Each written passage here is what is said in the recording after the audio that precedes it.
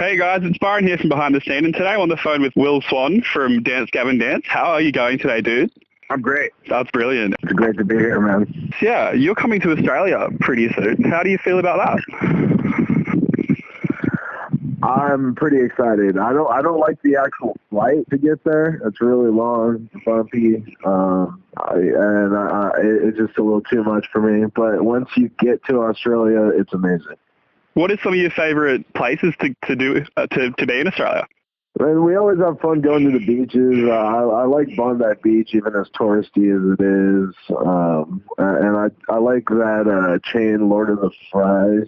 Yeah, those are great. There's all kinds of good stuff. There's like restaurants that we always go to, beaches and things we always visit. So there's definitely a checklist of things we'll do while we're there, and we'll try to, find out about some cool new things to do as well.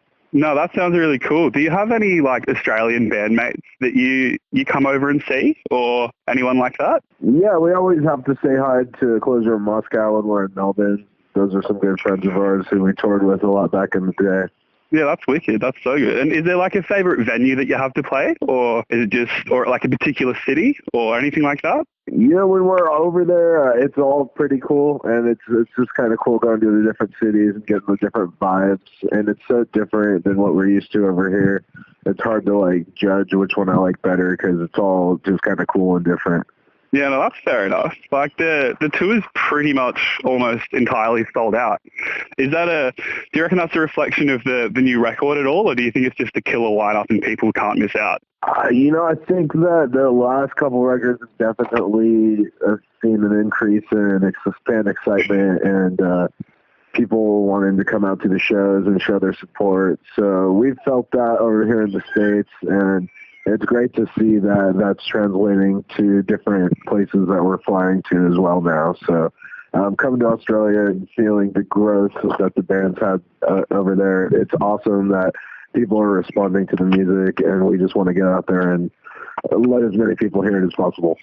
Yeah, no, definitely. Talking about the growth, what are some of the biggest changes that DGD has seen in the past? Well, our band's had a long, crazy history, but the last 6-7 years have been pretty stable. And we've definitely been able to upgrade the vehicles we've toured in, making it more comfortable for ourselves, and play bigger venues, have more production, and more control over our sound with the amount of people we've been able to hire. So I'd say that over the years we've been slowly integrating new people and different things into our stage show, and it's been growing slowly as the band's growing. So that's something that's constantly developing. No, that's really cool, yeah, because I watched a video not too long ago with you and Tillian explaining how, the fruition of the latest record came into being, how you wrote the riffs and stuff before Warped, I think it was. Is that the most, I guess, honest way of writing for you, or do you ever have to set out with a particular theme or subject in mind to write a song, or is it just really comes to you naturally now? It usually just comes naturally. I don't try to force any subject or anything if I'm not feeling it. Sometimes I'll sit down and be like, all right, I want to write this type of song, and then it just doesn't happen, and I'm like, okay, that's just not gonna happen right now. I'll write something else. You don't always achieve what you want to in writing, and I think that's being okay with that's an important thing to learn. Was there a time where you weren't as okay with that? You beat yourself up about not being able to write? How have you progressed, I guess, as a guitarist and a songwriter? Not really. I mean, every record I try to write things that are harder for me to play than I can actually pull off to practice and get better. So a lot of the riffs, when I record them, I'm struggling to play them. I'm like, oh God, it's so hard. And then I'll go home after the recording and I'll just work and get to where I'm good enough to play them live. And then after we go out and play them live for a while and my fingers get used to them, those become easy. And then when I sit down to write something for the next record, I try to write stuff that's at another level so that I keep like leveling up each album. And that works for me since I'm not classically trained and don't really know the traditional methods of getting better. No, that's fair enough. So it's just pushing yourself and making yourself learn what's in your head. That's really cool. That's exciting. Is there a particular riff?